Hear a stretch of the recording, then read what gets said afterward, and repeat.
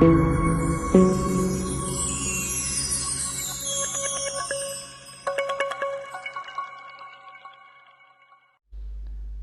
सत्कारयोग सतगुरां दी साजी निवाजी गुरु रूप प्यारी गुरु सवारी साध संगत जी।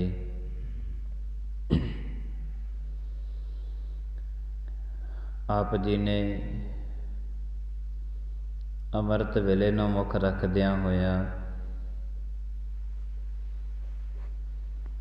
गुरु दरबार दे विच निता प्रति कर्म अनुसार हाजरियां भरन दे यतन कीते हन।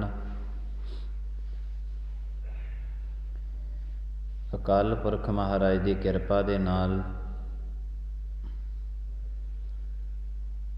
परमात्मा दे निदान खजाने नूं लुटण दा सुभाग समा मिले।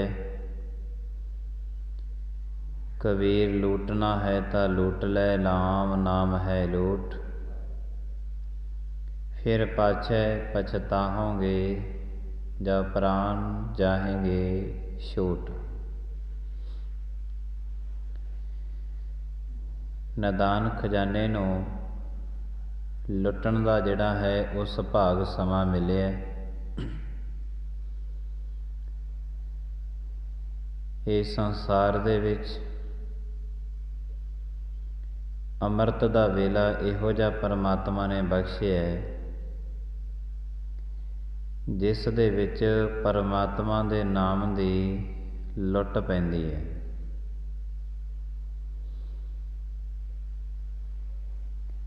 और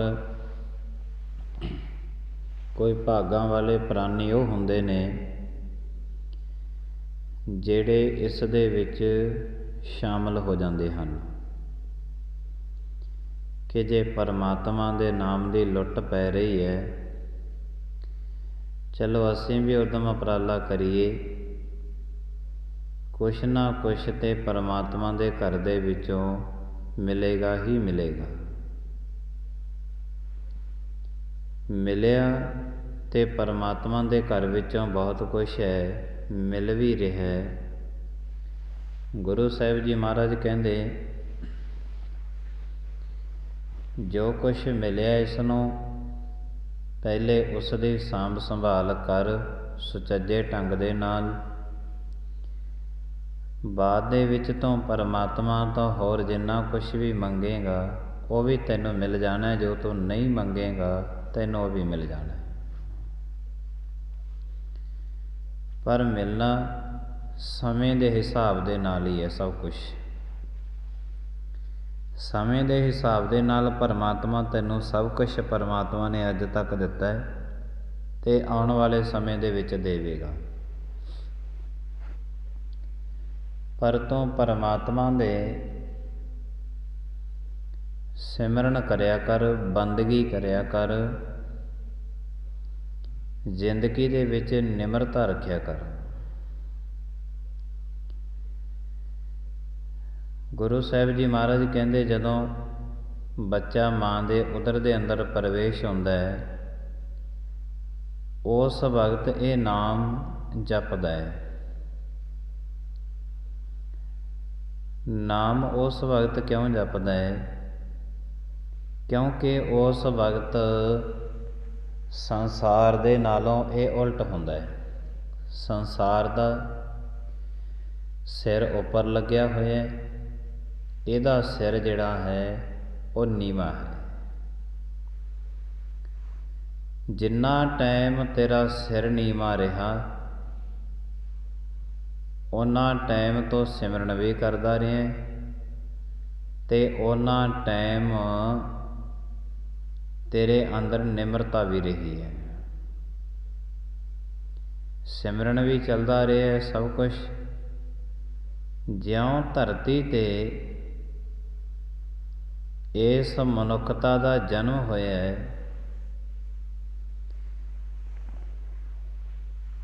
ते उस तो बाद सी जिहड़ी लिव छुड़की लगी तृष्णा, माया अमर वरताया।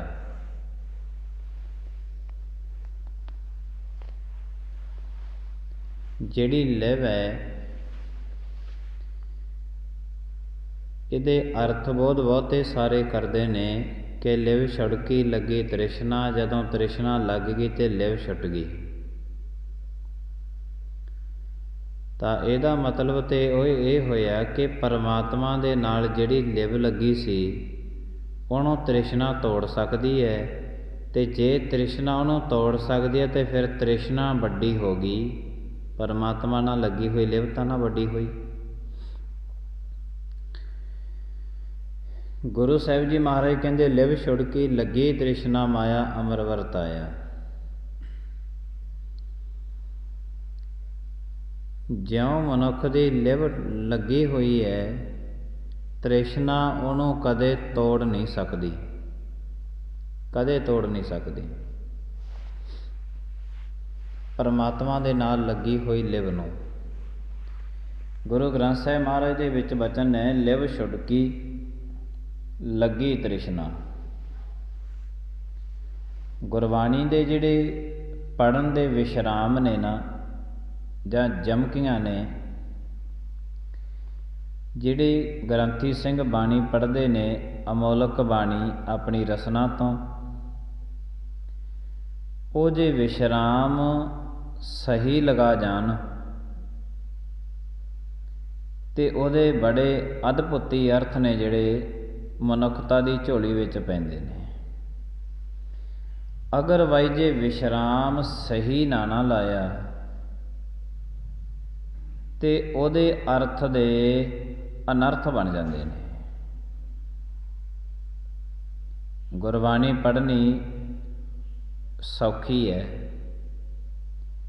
ਪਰ ਇੰਨੀ ਵੀ ਸੌਖੀ ਨਹੀਂ ਵੀ ਜਿਹੜਾ ਹਰ ਕੋਈ ਪੜ੍ਹੀ ਜਾਵੇਗਾ। ਅਗਰਵਾਈਜ਼ ਜੇ ਇਹਦਾ ਇੱਕ ਵੀ ਵਿਸ਼ਰਾਮ ਗਲਤ ਲਾਤਾ ਨਾ ਤੇ ਇਹ ਨਹੀਂ ਪਤਾ ਕਿ ਕਿੱਡੇ ਵੱਡੇ ਅਰਥ ਨੇ ਤੇ ਕਿਹੜੇ ਪਾਸੇ ਨੂੰ ਚਲੇ ਜਾਣੇ ਨੇ। ਇੱਕ ਕਰਮ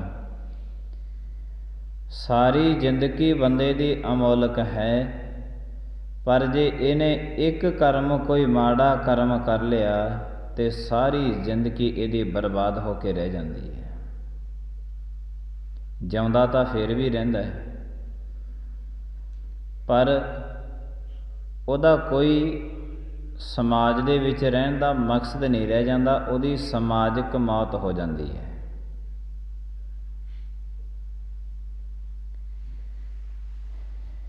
ਮੌਤ ਦੇ ਕਈ ਰੂਪ ਨੇ। ਇੱਕ ਕਰਮ ਕੀਤਾ ਮਨੁੱਖ ਨੇ, ਜ਼ਿੰਦਗੀ ਨਰਕ ਵੱਲ ਚਲੀ ਜਾਂਦੀ ਹੈ। ਗੁਰਬਾਣੀ ਪੜ੍ਹਨੀ ਬੜੀ ਸੌਖੀ ਹੈ, ਪਰ ਜੇ ਇਹਦੇ ਵਿਸ਼ਰਾਮ ਸਹੀ ਲਾ ਕੇ ਨਾ ਪੜ੍ਹੇ ਫਿਰ ਪੜ੍ਹੀ ਹੋਈ ਗੁਰਬਾਣੀ ਦਾ ਕੋਈ ਫਾਇਦਾ ਨਹੀਂ ਹੈ, ਕਿਉਂਕਿ ਜਿਹਦਾ ਅਰਥ ਬਣਦਾ ਸੀ ਉਹਦਾ ਤੇ ਅਨਰਥ ਕਰਦਾ ਰਿਹਾ,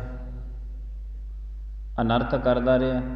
ਤੇ ਜੇ ਅਨਰਥ ਕਰਦਾ ਰਿਹਾ, ਜਿਹੜਾ ਬੱਚਾ ਹਮੇਸ਼ਾ ਮਾੜਾ ਕਰਮ ਕਰੇ ਉਹਨੂੰ ਮਾਂ ਬਾਪ ਕਹਿੰਦੇ ਨੇ ਕਿ ਬਿਹਤਰ ਇਹੀ ਹੈ ਤੂੰ ਕਰਦਾ ਹੀ ਨਾ, ਕਮ ਸੇ ਕਮ ਲਾਂਭਾ ਤਾਂ ਨਾ ਖੱਟ ਕੇ ਲਿਆਉਂਦਾ ਕਰੇ। ਵਿਸ਼ਰਾਮ ਇੱਕ ਗਲਤ ਲੱਗਿਆ ਤੇ ਅਰਥ ਦੇ ਅਨਰਥ ਬਣ ਜਾਂਦੇ ਨੇ। ਲਿਵ ਛੁੜਕੀ ਲੱਗੀ ਤ੍ਰਿਸ਼ਨਾ, ਜਿਹਦੀ ਲਿਵ ਪਰਮਾਤਮਾ ਦੇ ਨਾਲ ਲੱਗੀ ਹੋਈ ਹੈ, ਤ੍ਰਿਸ਼ਨਾ ਕਦੇ ਵੀ ਉਹਨਾਂ ਦੀ ਲਿਵ ਨੂੰ ਪਰਮਾਤਮਾ ਦੇ ਨਾਲੋਂ ਤੋੜ ਨਹੀਂ ਸਕਦੀ, ਕਦੀ ਨਹੀਂ ਤੋੜ ਸਕਦੀ, ਕਿਉਂਕਿ ਤ੍ਰਿਸ਼ਨਾ ਦੇ ਵਿੱਚ ਇੰਨੀ ਪਾਵਰ ਹੀ ਹੈ ਨਹੀਂ, ਇੰਨੀ ਤਾਕਤ ਹੀ ਹੈ ਨਹੀਂ ਕਿ ਉਹ ਲੱਗੀ ਹੋਈ ਲਿਵ ਨੂੰ ਤੋੜ ਸਕੇ। ਭਾਈ ਸੁਬੇਗ ਸਿੰਘ ਦੇ ਸੁਪੁੱਤਰ ਸਨ ਭਾਈ ਸ਼ਾਹਬਾਜ਼ ਸਿੰਘ।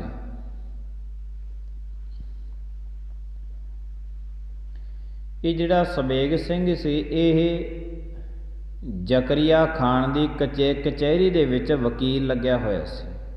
ਸੁਬੇਗ ਸਿੰਘ ਇਹਦਾ ਇਕਲੌਤਾ ਬੇਟਾ ਸੀ ਸ਼ਾਹਬਾਜ਼ ਸਿੰਘ।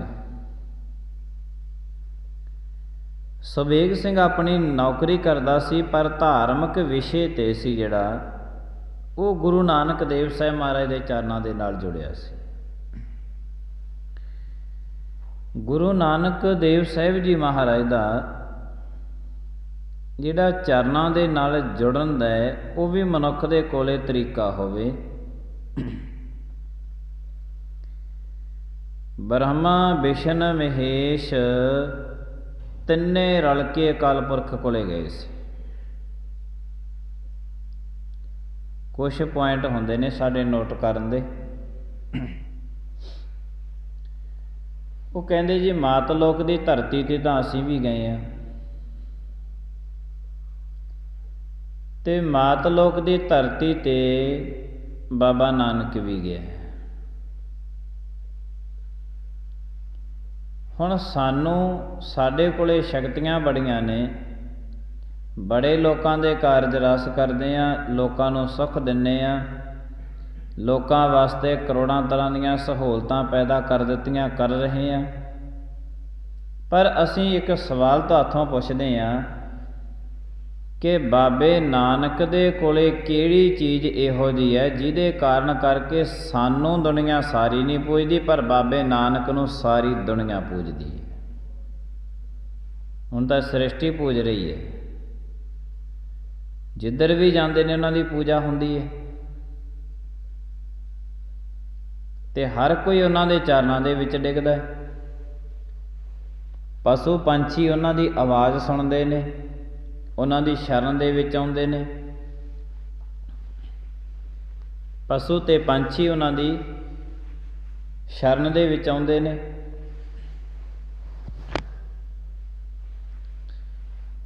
ਇਹਦਾ ਕਾਰਨ ਕੀ ਹੈ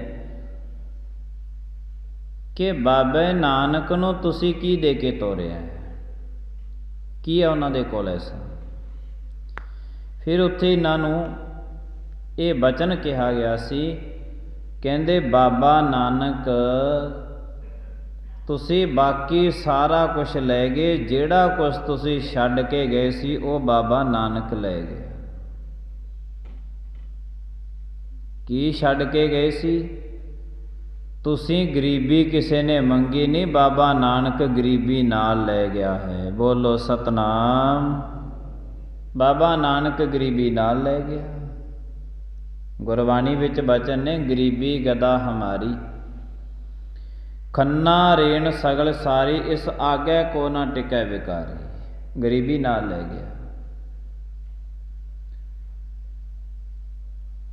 ਦੁਨੀਆ ਸਾਰੀ ਸਜਦਾ ਕਰਦੀ ਹੈ, ਪਰਮਾਤਮਾ ਤੋਂ ਕੋਈ ਕੁਛ ਮੰਗਦਾ ਹੈ, ਕੋਈ ਕੁਛ ਮੰਗਦਾ ਹੈ ਅਮੀਰ ਹੋਣ ਵਾਸਤੇ, ਕਿ ਹੋਰ ਅਮੀਰ ਹੋਵਾਂ, ਹੋਰ ਹੋਵਾਂ। ਇਹ ਨਾਮ ਦੇ ਨਾਲ ਬਾਬੇ ਨਾਨਕ ਨੇ ਗਰੀਬੀ ਕਿਉਂ ਮੰਗੀ ਸੀ ਪਰਮਾਤਮਾ ਤੋਂ? ਗਰੀਬੀ ਗਦਾ ਹਮਾਰੀ, ਗਰੀਬੀ ਦੇ ਨਾਲ ਨਾਮ ਦਾ ਕੀ ਸੰਬੰਧ ਹੈ?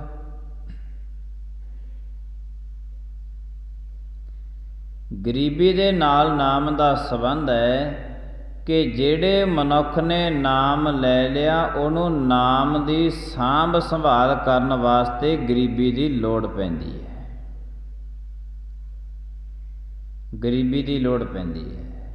ਲੈ ਤਾਂ ਲਿਆ, ਸ਼ਹਿਰ ਬਾਜ਼ਾਰ 'ਚੋਂ ਕੋਈ ਚੀਜ਼ ਤਾਂ ਲੈ ਲਈ, ਪਰ ਰੱਖਣ ਨੂੰ ਕੋਈ ਜਗ੍ਹਾ ਵੀ ਤਾਂ ਚਾਹੀਦੀ ਹੈ ਨਾ। ਮਸ਼ੀਨਰੀ ਲੈ ਲਈ, ਘਰੇ ਖੜਾਉਣ ਨੂੰ ਜਗ੍ਹਾ ਵੀ ਤਾਂ ਹੋਵੇ। ਸੋਨਾ ਲੈ ਲਿਆ, ਹੀਰੇ ਮੋਤੀ ਲੈ ਲਏ, ਉਹਨਾਂ ਨੂੰ ਘਰੇ ਸਾਂਭਣ ਵਾਸਤੇ ਜਗ੍ਹਾ ਵੀ ਤਾਂ ਹੋਣੀ ਚਾਹੀਦੀ ਹੈ ਨਾ। ਬਾਬਾ ਨਾਨਕ ਇਹ ਗਰੀਬੀ ਨਾਲ ਲੈ ਕੇ ਤਾਂ ਆਇਆ ਸੀ ਜਿੱਥੇ ਪਰਮਾਤਮਾ ਦਾ ਨਾਮ ਟਿਕਦਾ ਹੈ। ਗਰੀਬੀ ਕੌਣ ਮੰਗਦਾ ਹੈ? ਮੰਗੀ ਹੈ ਕਦੇ ਕਿਸੇ ਨੇ ਗਰੀਬੀ ਕਿ ਪਰਮਾਤਮਾ ਮੈਨੂੰ ਗਰੀਬੀ ਦੇ ਦੇ? ਗੁਰੂ ਨਾਨਕ ਦਾ ਘਰ ਤੇ ਸਦਾ ਵਾਸਤੇ ਇੱਕੋ ਹੀ ਗੱਲ ਕਹਿੰਦਾ ਹੈ, ਹਮ ਚਾਕਰ ਗੋਵਿੰਦ ਕੇ ਠਾਕੁਰ ਮੇਰਾ ਭਾਰਾ, ਗਰੀਬੀ ਗਦਾ ਹਮਾਰੀ। ਇਸ ਆਗੇ ਕੋ ਨਾ ਟਿਕੈ ਵਿਕਾਰੀ। ਗੁਰ ਪੂਰੇ ਇਹ ਗੱਲ ਸਾਰੀ, ਪੂਰੇ ਗੁਰੂ ਨੇ ਇਹ ਗੱਲ ਕੀਤੀ ਹੈ।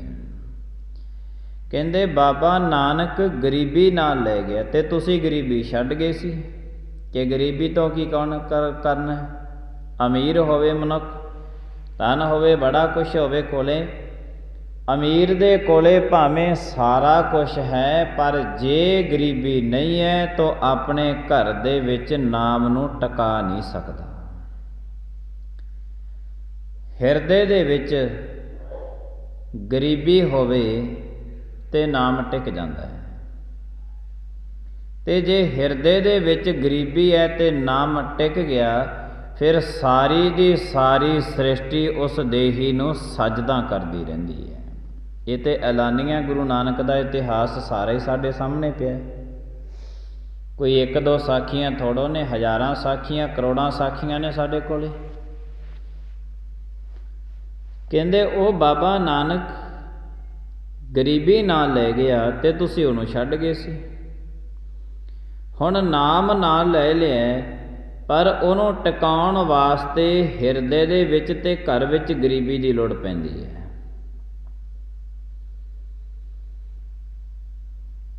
ਤੇ ਜਿਨ੍ਹਾਂ ਦੇ ਹਿਰਦੇ ਦੇ ਵਿੱਚ ਨਾਮ ਵਸਿਆ ਸੀ, ਤਕਰੀਬਨ ਅਸੀਂ ਕਹਿ ਸਕਦੇ ਹਾਂ ਕਿ ਉਹਨਾਂ ਦੇ ਵਿੱਚੋਂ ਕੋਈ ਵੀ ਬਹੁਤੇ ਵੱਡੇ ਬੰਗਲਿਆਂ ਵਾਲਾ ਨਹੀਂ ਹੋਇਆ।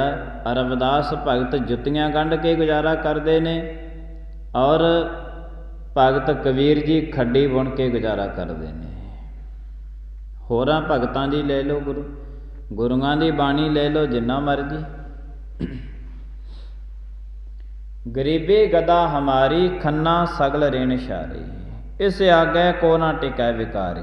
ਗਰੀਬੀ ਇਸ ਵਾਸਤੇ ਚਾਹੀਦੀ ਹੈ ਜਿੱਥੇ ਪਰਮਾਤਮਾ ਦਾ ਨਾਮ ਟਿਕ ਜਾਵੇ, ਇਸ ਵਾਸਤੇ ਚਾਹੀਦੀ ਹੈ। ਉਹਨੂੰ ਟਿਕਾਉਣ ਵਾਸਤੇ ਕੋਈ ਜਗ੍ਹਾ ਦੀ ਗਰੀਬੀ ਦੀ ਲੋੜ ਪੈਂਦੀ ਹੈ। ਤਾਂ ਗੁਰੂ ਸਾਹਿਬ ਜੀ ਮਹਾਰਾਜ ਕਿਰਪਾ ਕਰਨ। ਗੁਰੂ ਸਾਹਿਬ ਜੀ ਮਹਾਰਾਜੀਆਂ ਨੇ ਇਹਨਾਂ ਦੇ ਭਾਈ ਸੁਬੇਗ ਸਿੰਘ ਦਾ ਪੁੱਤਰ ਸ਼ਾਹਬਾਜ਼ ਸਿੰਘ, ਇਹਨਾਂ ਨੇ ਜਦੋਂ ਸ਼ਾਹਬਾਜ਼ ਵੱਡਾ ਹੋਇਆ ਨਾ ਥੋੜ੍ਹਾ ਜਿਹਾ, ਤੇ ਉਹਨੂੰ ਕਾਜੀ ਦੇ ਕੋਲ ਪੜ੍ਹਨੇ ਪਾਇਆ ਗਿਆ ਸੀ। ਪੁਰਾਣੇ ਜ਼ਮਾਨੇ, ਉਹਨਾਂ ਜ਼ਮਾਨਿਆਂ ਦੇ ਵਿੱਚ ਧਾਰਮਿਕ ਅਸਥਾਨਾਂ 'ਤੇ ਬੱਚੇ ਪੜ੍ਹਦੇ ਹੁੰਦੇ ਸੀ। ਕੋਈ ਸਕੂਲ, ਕਾਲਜ, ਯੂਨੀਵਰਸਿਟੀਆਂ ਨਹੀਂ ਹੁੰਦੀਆਂ ਸੀ ਉਹਨਾਂ ਸਮਿਆਂ ਦੇ ਵਿੱਚ। ਧਾਰਮਿਕ ਅਸਥਾਨਾਂ 'ਤੇ ਬੱਚੇ ਪੜ੍ਹਦੇ ਹੁੰਦੇ ਸੀ। ਤਾਂ ਕਾਜੀ ਦੇ ਪਾਸ ਸੀ ਜਿਹੜਾ ਸ਼ਾਹਬਾਜ਼ ਸਿੰਘ ਨੂੰ ਪਾਇਆ ਗਿਆ ਸੁਬੇਗ ਸਿੰਘ ਨੇ। ਜਦੋਂ ਇਹਨੂੰ ਪੜ੍ਹਨੇ ਪਾਇਆ ਗਿਆ ਤੇ ਕਾਜੀ ਜਿਹੜਾ ਸ਼ਾਹਬਾਜ਼ ਸਿੰਘ ਸੀ, ਇਹਦਾ ਪੂਰਨ ਰੂਪ ਦੇ ਵਿੱਚ ਛਾਤਰ ਦਿਮਾਗ ਸੀ, ਚੰਗਾ ਦਿਮਾਗ ਸੀ। ਕਹਿਣ ਤੋਂ ਭਾਵ ਹੈ ਕਿ ਬਾਕੀ ਬੱਚਿਆਂ ਦੇ ਨਾਲੋਂ ਸੀ ਜਿਹੜਾ ਉਹ ਇਹਦਾ ਰੌਸ਼ਨ ਦਿਮਾਗ ਸੀ। ਤੇ ਕਾਜੀ ਨੂੰ ਇਸ ਗੱਲ ਦਾ ਪਤਾ ਲੱਗ ਗਿਆ, ਕਿਉਂਕਿ ਟੀਚਰ ਨੂੰ ਸਾਰੀ ਕਲਾਸ ਦੇ ਵਿੱਚੋਂ ਪਤਾ ਹੁੰਦਾ ਕਿ ਕਿਹੜਾ ਕੁ ਬੱਚਾ ਕਿੰਨਾ ਕੁ ਹੁਸ਼ਿਆਰ ਹੈ, ਕਿਹੜੇ ਨੇ ਪੜ੍ਹਿਆ, ਕਿਹੜਾ ਪੜ੍ਹ ਕੇ ਅੱਗੇ ਲੰਘੇਗਾ ਤੇ ਕਿਹੜਾ ਇੱਥੇ ਬ੍ਰੇਕਾਂ ਲਾਏਗਾ।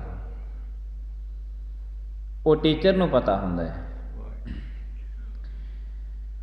ਔਰ ਇਹਨੇ, ਕਾਜੀ ਨੇ ਕੀ ਕੀਤਾ, ਇਹਨੂੰ ਪਤਾ ਸੀ ਕਿ ਰੌਸ਼ਨ ਦਿਮਾਗ ਬੱਚਾ ਹੈ, ਚਲੋ ਕਿਉਂ ਨਾ ਕਿ ਮੈਂ ਆਪਣੀ ਬੇਟੀ ਦਾ ਇਹਦੇ ਨਾਲ ਨਿਕਾਹ ਕਰ ਦੇਵਾਂ। ਉਹਦੇ ਵਾਸਤੇ ਉਹਨੂੰ ਇੱਕ ਕੰਮ ਕਰਨਾ ਪੈਣਾ ਸੀ ਕਾਜੀ ਨੂੰ, ਜਾਂ ਤਾਂ ਸ਼ਾਹਬਾਜ਼ ਸਿੰਘ ਨੂੰ ਆਪਣੇ ਧਰਮ ਦੇ ਵਿੱਚ ਲਿਆਉਣਾ ਪੈਣਾ ਸੀ, ਤੇ ਜਾਂ ਆਪਣੇ ਆਪ ਨੂੰ ਉਹਦੇ ਧਰਮ ਦੇ ਵਿੱਚ ਲਿਜਾਣ ਪੈਣਾ ਸੀ। ਇੱਕ ਕਰਮ ਕਰਨਾ ਪੈਣਾ ਸੀ।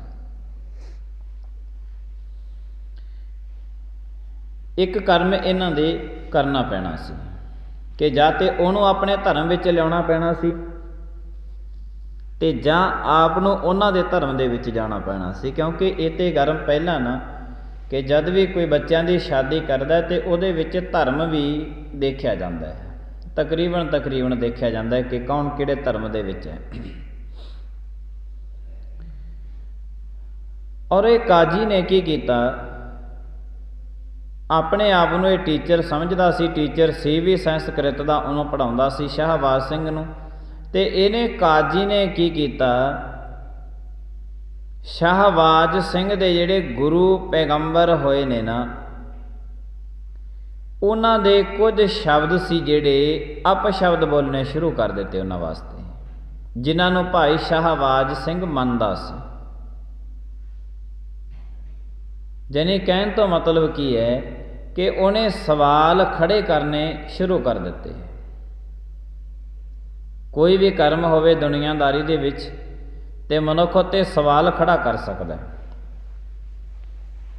ते सवाल ही जन्म दिंदा है तमाम दुनिया दे सारे झगड़ियां नूं, लड़ाइयां नूं।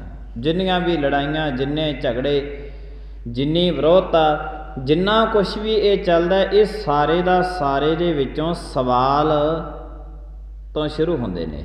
सवाल इन्हां नूं जन्म दिंदा है, झगड़ियां नूं। इन्हें की कीता, गुरुआं पैगंबरां दे विरुद्ध बोले दो चार शब्द, भाई शाहबाज सिंह कुछ ना बोले, पर ये उन्हां नूं बुलाउणा चाहुंदा सी। क्योंकि जदों असीं किसी भी धर्म दे उल्ट बोलांगे ते जिहड़ा बंदा उस धर्म नूं मनदा होया उहदा ते दिल टुटेगा, उहदा ते दिल टुटेगा कि मेरे धर्म दे विरुद्ध क्यों बोलिया जा रहा है। इसे लिए गुरु ग्रंथ साहिब जी महाराज ने एक सचेत किया बंदे नूं। आप जी सुखमनी साहिब दे विच सुनते हैं, आपां पढ़ते हैं, गुरु अर्जन देव साहिब महाराज दे बोल कि सर्व धर्म मह श्रेष्ठ धर्म। सर्व धर्म का मतलब की है कि सारे दे सारे धर्म। तो इहदा मतलब है गुरु अर्जन देव साहिब महाराज ने सारे धर्मां नूं धर्म मन्निया, पर सर्व धर्म में श्रेष्ठ धर्म। सारे धर्मां नूं मन्निया महाराज ने, पर नाल ये वचन किया कि सारे धर्मां दे विचों श्रेष्ठ धर्म सिख धर्म है। ये सारे धर्मां दी रखिया करन वास्ते ये श्रेष्ठ धर्म पैदा कीता है। दुनिया ते किसी भी धर्म नूं खतरा होवे ते साडी सिख दी शरण विच आ गया, साडा सिख अपनी जान कुर्बान करके उस धर्म की रखिया करेगा।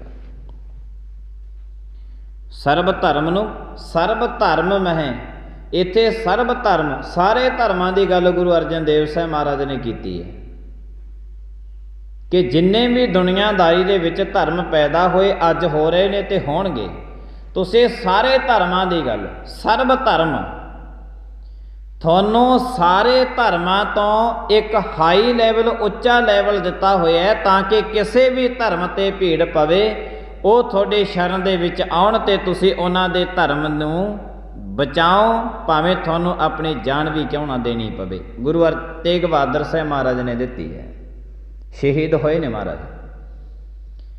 सर्व धर्म तो यदा मतलब सारे धर्मां की गल गुरु ग्रंथ साहिब जी महाराज करते हैं। श्रेष्ठ धर्म, तुसीं श्रेष्ठ हो इन्हां दे विचों, इन्हां दी रखिया वास्ते तुहानूं बनाया गया है, ते रखिया ते साडे गुरुआं ने कीती है। सर्व धर्म में श्रेष्ठ धर्म, हर को नाम जप निर्मल कर्म। निर्मल कर्म किहनूं कहंदे ने? चंगा कर्म ते परमेश्वर का नाम जपना। जिहड़े परमेश्वर का नाम जपदे ने चंगे कर्मां वल प्रेरित हो जाते हैं। किसी दे भी धर्म के विरुद्ध बोलना गुरबाणी इसनूं सचेत करती है। गुरबाणी ने दो चीज़ां दित्तियां ने, देग तेग फतेह। जे तां कोई शरण दे विच आ जे उहनूं देग दे दी, ते जे कोई चढ़ के आवे ते उहदे वास्ते तेग चक ले। दो ही चीज़ां ने। शरण विच आए दी रखिया करनी है। जो शरण आवे तिस कंठ लावे, इहो बिरध स्वामी संदा। जिहड़ा शरण दे विच आया, जिहड़ा तेरे ते कोई माड़ी नहीं कर रहा, जिहड़ा तेरे कोई विरुद्ध नहीं बोल रहा। सर्व धर्म में श्रेष्ठ धर्म। जिन्ने दुनिया ते दुनिया का 700 धर्म है, 700 धर्म का 18,000 ग्रंथ है। सारे धर्म बड़े सत्कारयोग ने ते सारे ग्रंथ ही बड़े सत्कारयोग ने, पर सारे दे सारे ग्रंथां का ज्ञान धन आदि श्री गुरु ग्रंथ साहिब जी महाराज दे विच समाया होया है।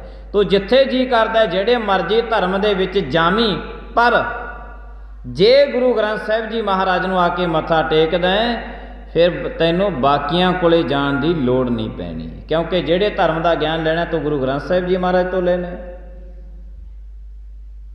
गुरु साहिब जी महाराज किरपा करते हैं, जिन्ने दुनिया के धर्म ने सत्कारयोग ने, ग्रंथ सत्कारयोग ने, पूजनयोग ने, ये गुरु साहिब जी महाराज ने जदों असी किसी दे भी धर्म के उल्ट बोलांगे तो वह मनुख ते उल्ट होवेगा। जिन्हों मनुख मन रहा है,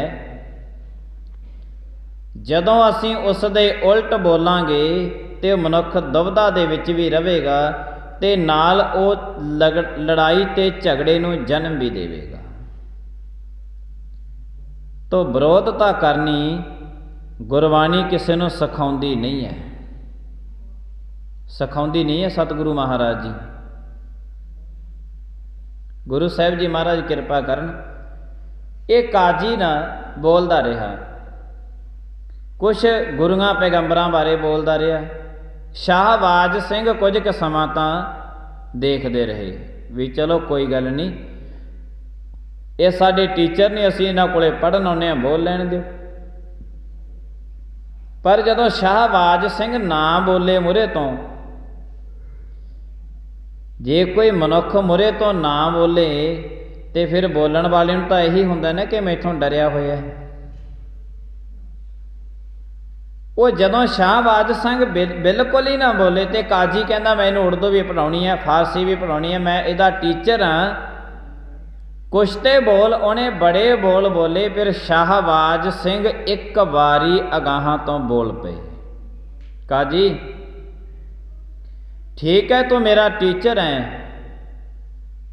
उस्ताद है, मैनूं विद्या पढ़ाउणा है तो मैं तेथों पढ़दा है, पर एक मेरा वचन चेते रख कि जिन्ना कुछ तू मेरे धर्म के विरुद्ध बोली जाना है, पैगंबरां के विरुद्ध बोली जाना है, जे यही सारी दियां सारियां गल्लां मुड़ के मैं तेरे पैगंबरां नूं बोलां, तैनूं किन्ना क दुख लगूगा, तैनूं किन्ना क दुख लगूगा। तू तो बोली जाना है मेरे पैगंबरां के विरुद्ध, बड़े आप शब्द बोलदा है, पर जे यही शब्द मैं तेरे पैगंबरां के विरुद्ध बोलां, तैनूं किन्ना क दुख लगूगा। बस जदों शाहबाज सिंह ने, रोशन दिमाग सी उन्हां दा, इत्थों सी जिहड़ा फिर काजी ने मुकदमा दर्ज कराया सी शाहबाज ते भाई सुबेग सिंह ते। फिर ये मुकदमा चलिया काफ़ी लंबा समा, ते ये सी जकरिया खान दे अदालत दे विच वकील, ते सुबेग सिंह ते जकरिया खान सब तो वध यकीन करदा हुंदा सी, सब तो वध यकीन। जदों ये सब तो वध यकीन करदा सी, जिहड़ी गल दा राज भाग दे विच किसे नूं नहीं पता हुंदा सी, भाई सुबेग सिंह नूं पता हुंदा सी, यकीन करदा सी। ते जदों ये भाई सुबेग सिंह अते भाई शाहबाज सिंह, सुबेग दा पुत्र सी शाहबाज, दोने प्यो पुत्तां ते मुकदमा चलिया। ते जदों मुकदमा चलदे चलदे दे विच फिर इन्हां नूं सज़ा लगी सी, कहंदे इन्हां नूं चरखड़ियां ते चाढ़ दिओ। इन्नी गल पिछे ही, गल तो कुछ भी नहीं सी, बस वो एक काजी बहाना भालदा सी कि किवें ना किवें ये कुछ तां बोले, ते जे वो नहीं बोलदा सी ते फिर भी वो काजी बोली जा रहा सी। जे एक बारी शाहबाज सिंह ने बोलिया तो एक बोल कारण करके मुकदमा चलिया, ते मुकदमे की सज़ा मिली कि इन्हां दोने प्यो पुत्रां नूं चरखड़ियां ते चाढ़ के खत्म किया जाए, चरखड़ियां ते। इन्नी गल पिछे ये सज़ा इन्नी गल पिछे मिली सी, ते चरखड़ियां ते ज्यों दोने प्यो पुत्तां नूं ये गोल चरखड़ी बना के उहदे ते किल लगे हुंदे सी, ते दोनां चरखड़ियां दा मेल कीता हुंदा सी। दो चरखड़ियां लगियां हुंदियां सी, बड़े बड़े किल ला के, ते उन्हां दे विच भाई एक सुबेग सिंह नूं, एक पासे शाहबाज सिंह नूं, इन्हां दोनां दे शरीरां नूं उन्हां चरखड़ियां दे विच बन्निया गया। बन के ते वो काजी भी कोले खड़ा सीगा ते उन्हें काजी ने जदों बिल्कुल नज़दीक आ गई, क्योंकि जिथे जाके चरखड़ियां दा मेल होना सी उत्थे इन्हां दा शरीर सी जिहड़ा वो खत्म होना सी किल वज वज के। उत्थे भी काजी ने पुछया सी, काजी ने एको गल शाहबाज सिंह नूं कही सी, कहंदा तेरा रोशन दिमाग है, जे तू साडे धर्म दे विच आ जाए मैं अपनी लड़की का निकाह तेरे नाल कर दूंगा, जो तू मंगे तेनों मूहों मंगवे इनाम में मिल जाएंगे, तेनों मूहों मंगवा इनाम तेनों मिल जाना। पर उत्थे भी भाई शाहबाज सिंह ने कह दिता सी, इको गल कही सी चरखड़ी ते चढ़े हुए ने, कहंदा काजी रोशन दिमाग है मेरा, पर तू भी चेते रख जे मैं अपना धर्म छड्ड के तेरे धर्म दे विच प्रवेश हो के तेरी लड़की नाल निकाह करा के ते फिर तू मैनों धन पदार्थ जमीनां जायदादां घर बार दे देवेंगा, पर मैं अपने पिता दी बुक्कल चों निकल जाऊंगा। अज जे मैं इस चरखड़ी ते चढ़िया मैनूं पता है कि इस तो कुछ मिनटां बाद मेरा शरीर छली छली हो जाना है, मैं इत्थे भी राज भाग ते बैठा ते जदों मेरा शरीर छली छली हो गया मैं गुरु महाराज के चरणों विच जाके इस शरीर नूं अपने नूं खत्म करके मैं फिर भी अपने राज भाग ते गुरु की गोद विच जाके बैठांगा, फिर भी मैं गुरु की गोद विच जाके बैठांगा, मेरा उत्थे भी राज भाग कायम है ते मेरा राज भाग इत्थे भी कायम है, मैं छड्डना नहीं है। जदों ये गल चरखड़ी ते चढ़े हुए ने दोने प्यो पुत्तां ने कही है ते फिर उन्होंने सी जिहड़ा फतवा लाया सी, कहंदे हुण ये किसी कीमत ते मनण वाले नहीं है। तो उस वक्त सी जिहड़ा इन्हां दोने प्यो पुत्तां नूं चरखड़ियां ते बराबर लिया के ते इन्हां दे पहलां तां सी जिहड़े शाहबाज सिंह पुत्तर नूं